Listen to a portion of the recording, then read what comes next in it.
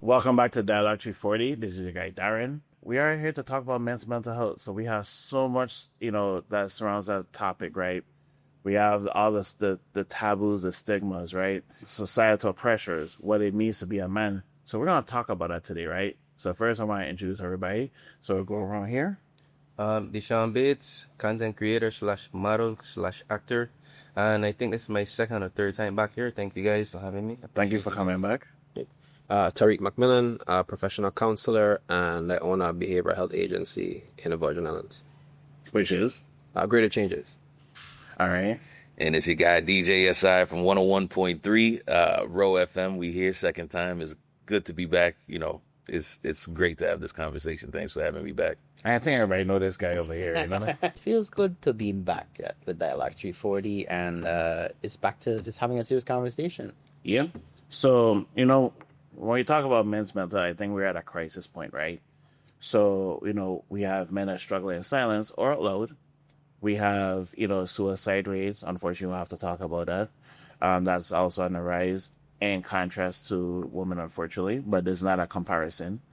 We turn into a lot of alcohol, drugs, and unhealthy ways to deal with our current life situations. And, cycles of generational trauma and many different things like societal pressures, finance. You have to survive, really and truly, in this lifetime. So we just want to say it's an episode to bring it to the forefront. We're not like complaining, like, oh, woe is we, but really to really have a truthful conversation, right? So I want to ask a quick question, right? I'll start with Deshaun. Why do we think that men's mental health is such a taboo subject?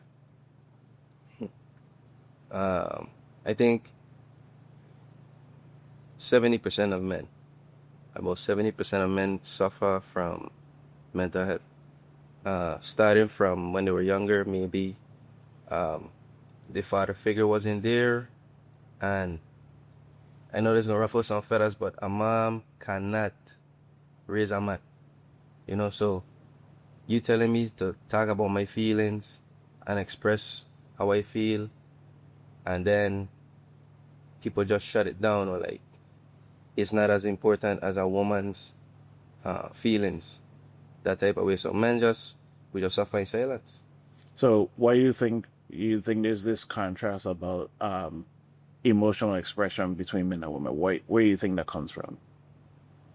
That's just women are emotional beings, period.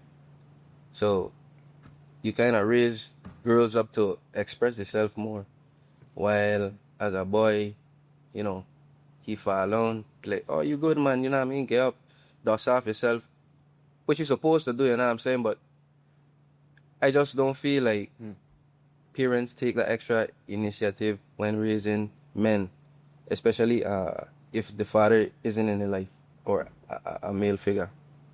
Okay. So I want to pass this question to Tariq. What happens when men suppress their emotions? What will be the outcome of what that does over time? I mean, I think it gets us to where we are right now. We have a hard time expressing ourselves. One, like we're taught to just kind of be strong all the time, to be tough. Don't cry because you don't want to look weak. I don't think necessarily though. Just disagreeing just a little bit that women are just emotional or are more emotional. I think the way that we look at emotion is different between men and women. Because when a man is angry, that person isn't emotional; they just vex. But like anger is emotion, all the same. And usually under the anger, there's like embarrassment or insecurity or guilt or shame or something else. And when you don't teach men the language to express these things, the easiest way to show it is anger. And then you end up with two or a group of men who don't know how to de-escalate conflict, and they only know how to present anger. And now you have all the issues that we see. So I think that's a long answer of that. Whew, that's some good stuff right there. So, yes, I'm going to pass this one out to you. How do traumas, financial struggles, and relationship affect men's mental health? Say that one more time. How do trauma, financial struggles and relationship affect men's mental health? Are we talking about what do we mean by relationship? What do we? It could be romantic, it could be friendship, it could be family. You know, financial struggles are the biggest thing because I feel like men always have to figure it out somehow, whether they're taught what to do, how to do, or not. It's like it's your responsibility. There's no coming back. So I think that could be at the forefront. Man, when your pockets is tight, the belly hungry, you have to make some decisions. And I think your emotions kind of take a second place to that because we don't necessarily receive a helping hand as quick, or at least perceived as quick as a woman would. You know what I mean? You see a woman on the side of the road, that whole controversial Facebook post, you're going to want to pull over and help. Be like, hey, do you need a ride somewhere? But you see a man on the side of the road, it's like, nah, he gonna figure it out. He gonna be all right. So I think the financial thing, and that leads into everything else. That could, when you're hungry, what Bob Marley said, a hungry man is an angry man. And there goes the emotions you were talking about anger right there. So that could go and affect your relationships. You're not as, all right, I got time to hug whoever I got to hug and be with who I got to be with. So now that could lead to relationship problems as well. So I wanted to ask this part. So I think in the terms of roles, I think men are, we talk about provision, we talk about mostly bringing in the money, right? Mm-hmm. Do you think that creates too much pressure, or do we need to have changes on how we view our roles in our family and friends and romantic dynamics? I think in life, it's really your puzzle to figure out. And I don't think you should go by social constructs or pressures. And I feel like when you try to fit yourself into what, this overall, especially on social media's society or like standards, I think you could run into problems. So I don't think it's a bad thing if you splitting the bills with your girl. You know what I mean? Whatever works for your relationship, make that the primary thing. Okay. Thanks for that. So, Mikey, I'll come to you, right? How do we create spaces where men could be vulnerable? I'm not trying to laugh, but that's a good question. Yeah. It's a hard question. I always come with a statement, like we've had many private talks where in the foreground of it, it's different when you're a Afro-Caribbean American male living in the Caribbean versus living as a black man in the States, because there's that vast differentiating in lifestyles and opinions and your interactions in your daily life. I think as men, we go through a lot, especially here in the Virgin Islands. There's a lot that we go through. Making spaces, I would personally say we need to... I do think there are a lot of men that suffer in the Virgin Islands with mental health. They bear their own crosses. They have their own issues that they deal with. Do they deal with them in a healthy way? Not most of the time. Some seek help. Some go to people like Tariq. Other people don't because they feel a tendency of shame or they're embarrassed. These are all emotions that go into it when it comes to asking for help. Because, as Caribbean men, they tell you, do it for yourself, figure it out. Ain't nobody gonna hold your hand, just as Deshaun is saying, you gotta dust yourself off, pick yourself back up. Nobody is really going to, as a man, nobody's really going to uplift you and push you and tell you, hey, if we need help, here's something. Nah, they want you to figure it out. I think that's more for here. But if we're looking to get help, I think it comes to coming together more as a community, especially here in the Virgin Islands and St. Croix, St. Thomas, and St. John as men. Is more coming together, I think, is how you're going to start solving some of these issues. It's not just, yes, it is funding to try and get mental health facilities and get therapists and psychiatrists to help young men who may be going through forms of anxiety, depression, anger management for sure is a big one. What was the saying that Martin Luther King said? It was, we have yet to learn to disagree, to agree to disagree, because half the time a disagreement turns into a whole altercation and somebody will usually end up dead. Literally, you could be running, just doing a fun game, and it divulges into a whole fight, and you leave making me feel like, hey, over. And next thing you come back blasting. I beat you with a fist, you come back with a gun.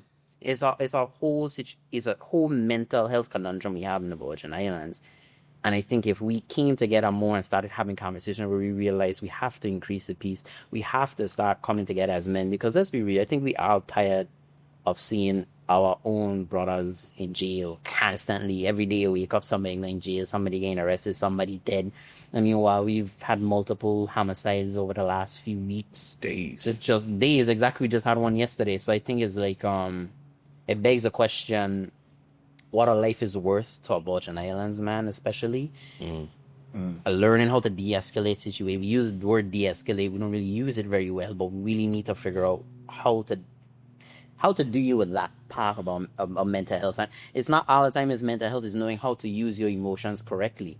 Because now I know what Byron here say nowadays, you can't even go in a club because everybody watching everybody for something. I could just be watching a while. You want to assume I watching messed up? I could be watching a while dead front, but you thinking, me, look how you watching me. I could step on your kicks by accident because it's so jam packed in a club.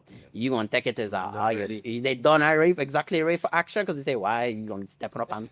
So I think it's like we have to come together as men and say enough is enough, but at the same time realize there are actual issues in our community that we need to face at the forefront. So in a way, if that answers your question, that's a long answer. No, it brings some thoughts to me because I think, not I want to use it as a comparison, but if we look at our gender counterparts with women, I think what you're highlighting is this missing of support, right? So we talk about, like fathers are missing, right? That's one component, right? Then we talk about living in a Virgin Islands, which has like this, like we're survival. We're in survival mode, right? So All the time. when you talk about like, so you look at somebody the wrong way, they're ready to like, that's the effects of being in survival, right? So that's our environment. That's, what's going on economically and societal and all these things, right? And I think one of the crucial point that you're talking about is the lack of communal support for men, right? So again, I don't want to do a comparison, but I think the women have a one-up on us because they get to get taught what it means to be a woman from very early, from their mothers, their grandmothers, aunties, their very close relatives. They have this friend circle that, sometimes they evolve on stuff, but I think we never really have that support. Like we know the numbers about single, parent households or, nuclear families and those kind of things. And then when we talk about the societal aspect, we're not really supporting each other. We're telling us, dust yourself off, man up, whatever the case is. There's a underlying issue. Some people that say it's children raising children. That's a real. And if I'll even use Deshaun, like your dad, and I think what you do is like an amazing thing for your son. And I always, like, every time I see you post something, your son is always at the forefront. I said, we need more of that. There should be no shame in being a father doing what's right. There shouldn't be no shame. And there is shame. They get dudes who making umpteen children and not really doing nothing. Other than they what is it? They get government assistance and that's it. That's it.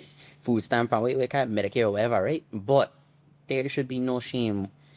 And there are even women out there that ask the same question, like, where's our elders? Where's the responsibility? Because it'll just be crazy all day. You got one, and there's sometimes the purport that is beyond. I also think there's an issue between old and young people in the Virgin Islands.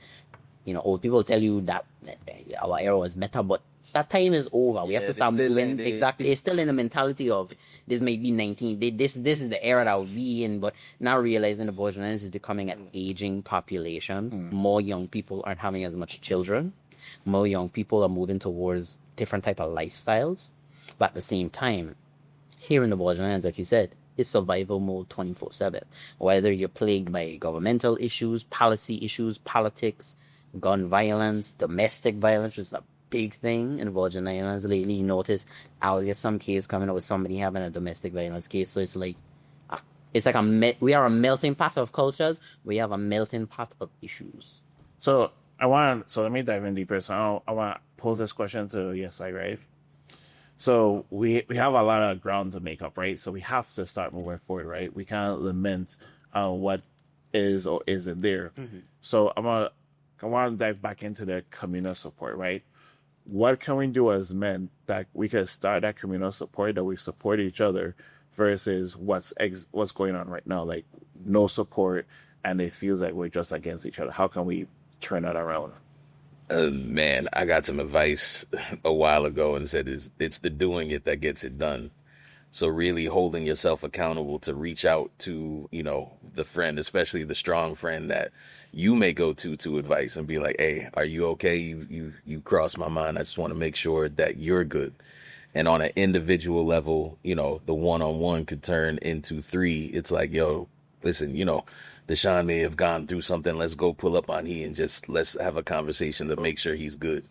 So it's really that one that makes three, that makes it keeps on, you know, growing like that. So I think holding ourselves accountable and finding that one person and seeing how we can make that grow. So I'm hot since this is Sean, because I've seen for the forefront, you have a strong group of male friends. How do you guys strengthen a bond and support each other? And also, let's use the word accountability. How do you guys hold each other accountable? So for starters, everybody have to be on the same level. Like, I'm talking about mindset. We want each other to elevate. So I gonna do what I doing to elevate myself, everybody individually. If anything gets in the way, like, you know, life happens. Stress, you going through something, somebody for you passed away, or, you know what I mean, you went through a breakup or something, the fellas will just come together and hold a meds. Or we'll just vibe out, talk, you know what I mean, go for a drink, but we don't make sure we take the time out to actually, like, get together. And I guess some partners with girlfriends and so they'll be upset, but they ain't gonna never understand. Sometimes man don't need to just get away and come together and cool. Like, that's it. We don't want no stress, nothing. Can we get together, ain't no stress. You know what I mean? It's laughs and jokes, and sometimes it'll be serious, and sometimes we don't fall out, and sometimes, you know what I mean? Like, things will happen, but I just feel like if you have friends, you need to take the time out, especially this is like your real partners, your brothers, get together and, like, have some serious conversations. What I mean, everything is laughing and joking, you know what I mean? Like, if it's about future or whatever you serious about, come together and talk about it. And I'll shift the question over to Tariq. You know, I think you have a very interesting background as a young man, as a professional in mental health. You're not only a part of that, you are a part of AFIA. So you understand fraternalism, fraternity, brotherhood. You understand to be your brother's keeper. You know, so what's that like for you when you work with people who are struggling on a daily basis? Like, there are people that go through things, and I'm sure there are lots of men who, you know, that come to you and they tell you their problems. So when you're working with them in the same regards, like Deshaun, like, how do you go through that and deal with those emotions that are brought to you? Yeah, I think it depends on the setting, because a lot of my clients are women, honestly. In the last few years, a lot more men have, like, started to do therapy, but the conversations that I have about men's issues typically happen in a less informal setting. So, like, if I go in to play basketball, like, before the game start, we'll talk about something, and it wouldn't be like, you know, you come out there with an intention like, yeah, today we're gonna talk about stigma, you know, but, like, having a conversation about why we don't ask for help, or who do we turn to if we feel like we need to ask for help. Because I don't think that men lack communal support.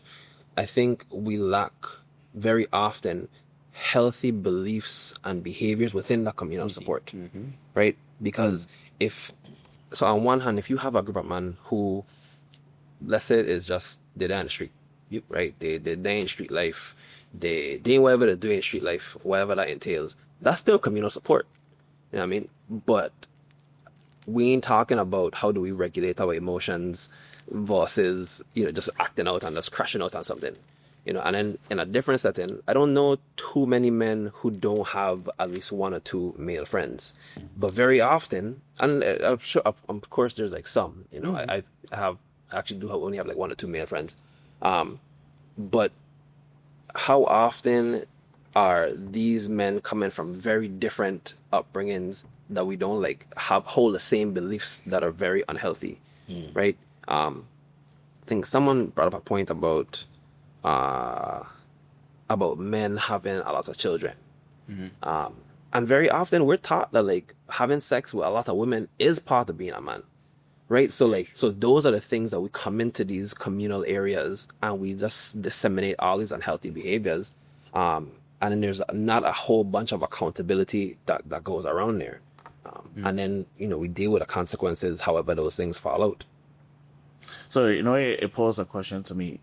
Is it because there is unhealthy behavior, but could it be because we don't have a lot of examples of good, positive behavior? Do you think that's part of the impact? I think in some cases, I know for me, I focus on a lot of, and this is within the last few years, the conversation around where do these behaviors come from? Where do these ideas about what life is supposed to look like comes from? I think we don't have enough time to get into like how the roots of like capitalism that impact the way how we talk about life, how we value ourselves if we don't make enough money, but like there's just so much that goes into where these behaviors come from. I don't think that like you said it, that men with the talk about like my generation was better, and that's been a saying for, you could go back. I saw a document that looked at back to like the 1800s, and every generation before said that in my time these were the better things, and that you just keep on looking, and that's how that goes. So I want to ask a question to everybody, right? Because we have to talk about I want just a couple minutes per person, right? Because we have to break out those unhealthy habits, right? And we can't not talk about therapy, right? How can we be encouraging? Because a lot of times we hear go to therapy, but it's kind of like in a demeaning way, and sometimes we don't really react well to that. Pass on to the shot. How would you encourage one of your brothers to go to therapy? I mean, just like you coming to me to talk about your problems. I ain't a professional. You know what I'm saying? You feel comfortable enough to tell me about that. I feel like you could get comfortable enough talking to a professional about your problems, and then he or she could, go about explaining to you how you could better yourself, whatever. You know what I'm saying? I maybe ain't gonna be certified enough to let you know, like how I could help you. I could just be a listening ear. I could give you my perspective on things, but it's gonna really be up to you. Like, now you really have to man up and take that step forward. Because if you stay here, you're gonna stay here. You know what I mean? So I'm passing the same question to you. Yes, Man, I feel like I've been one of those people that always felt like, I've been even keeled on things. You know what I mean? Regulate emotions. I've been quick to de-escalate and find the root of problems. But even then, there is still a level that's deeper with therapy that you may not even know that could be fixed. So even to the people that feel like, nah, I'm good, I don't really need therapy, you would be surprised about how, especially those first 2 to 3 sessions of therapy, it's like, dang, maybe I'm not as good. And you get the opportunity to know yourself. And before you could do anything, affect change, really be the person that you're meant to be, you got to know yourself first. And then the healing comes, and then it's a whole different type of thing you could be doing later. So I encourage people to just, try it out. Those first 1 or 2 sessions, even if you feel like, nah, you're good, go ahead, just try it. You'd be surprised. Pose the same question back to you, Mikey. I'll get a little personal. Okay. I was going through some stuff, and I realized I needed the clean. For me, like I was talking to my dad or my mom. Like I do that with like, I tell the same thing to because I do see a therapist. First thing I do every Tuesday, under that, and it isn't even to like shame nobody or shame none, but like I think it's easier when you go and you try it, because I had the same result. I was the same way. I'm fine, but when your brain is at its like, when you overloaded with such like fatigue, or you're tired, or you just going through something, your emotions are starting to slip up more. But I find myself to be a more even key person. I don't let my emotions slip. When I realize like something is like ticking at me, I'm not liking it, I went to therapy, and I get to have these conversations. And sometimes it's not even about my day, it's about like my week or went on. Something will pop up in my head that I haven't thought about in years, and I realize, maybe. And it comes through all of these things you go back to, and you realize, like, exactly, yeah, I may not be as fine as I thought I was, but I'm a little better today because you were able to, like, you could talk. I have friends, I had to talk to them all the time. I have my homeboys I could always pass through. But when you're talking to somebody who kind of, like, gets, like, where okay, you have to make that jump. Okay, you add the dock you need to jump off now. Then you realize like there's a deeper issue here that you really want to tackle. And I think if we have to keep doing that here in the Bouyant because there are a lot of issues going on in the Bouyant. I mean, sometimes you look at wonder like what I'd always wonder in my brain like what goes through somebody's mind, Right. like before they pull a trigger, realizing they kill somebody. Like what goes through them? Like, do you run through the scenario of I could just beat you up and then walk off and like bygones be bygones, but you don't go that route. You say I can kill you. That's it. And that's it. Like, and then sometimes you don't get catch, but like, how do you stomach that after a while? Like, because you can't tell me, right, that you kill somebody and you cool with it. If you really cool with it, that means you're a psychopath. There's a real problem. If he's a serial killer, he's a psychopath, whatever. And I guess there are a couple out there, trust me. But I know you have those that like they've done it and they probably sit there and they wonder to themselves, they really did, like, you just kill something and that's it. Like you have to have an emotion there, like that your first response instead of like what would John Witherspoon in Friday say? Fight to live another day. Like instead of like deal with your fist, you kill somebody and then that's it. Like I wonder how that emotion, like those emotions, like, how do you deal with that? To be honest, I think, and you could tell me because you're the professional. I think it's you build a certain scar tissue. Mm-hmm. You know what I mean? You suppress something, and then that scar tissue you get tougher and tougher and tougher and tougher, till eventually you're just not feeling or you're out of tune from everything. You know what I mean? It reaches a certain level, which is why going back to what you were saying is just important. Like you'd be surprised if you think you're fine. Now you could have developed that scar tissue, and you're good with your scars. Yep. And you may need to re-break a bone, reset, and really delve back into something, to get it fixed, to get it right. So I want to ask you in a different way, because you are the therapist amongst us, right? How should we encourage our male friends and relatives to actually seek therapy? You know, so I was listening to everybody talk, and I'm like, man, if this question comes to me, how do I answer this? Because honestly, my answer is, I don't want to say controversial. It's just, it doesn't help my business model essentially. I do think that it's important for men to go to therapy. I do think that it's important for men to be able to talk and encourage others to go to therapy. But I think it's more important for men to understand how to identify different mental health things that happen. Like how to identify that this is what anxiety looks like and this is what depression looks like. Because it's a hard jump to go from somebody who ain't going to therapy to a conversation to then I'm going to therapy. That's never how that works. As a therapist myself, I started therapy in, I think, 2021.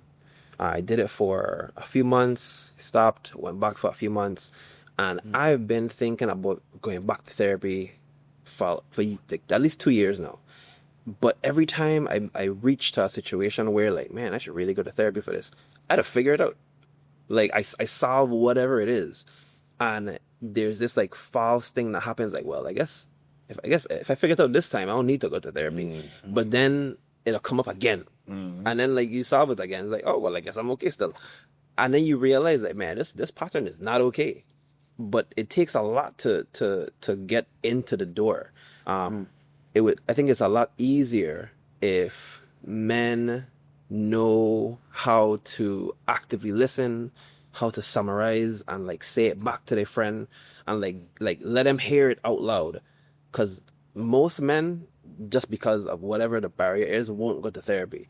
But I'll talk to my partner about what's going on, and if he could be like an actual listening ear, like that's really helpful until like I make my way, if ever, to therapy.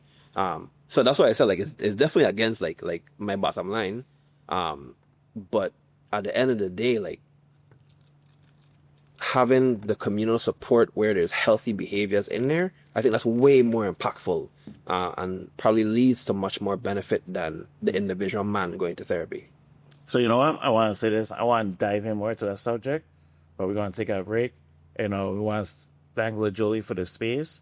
We're going to continue this conversation. It's definitely a part 2. Dialogue 340. Stay tuned. We have more coming to you.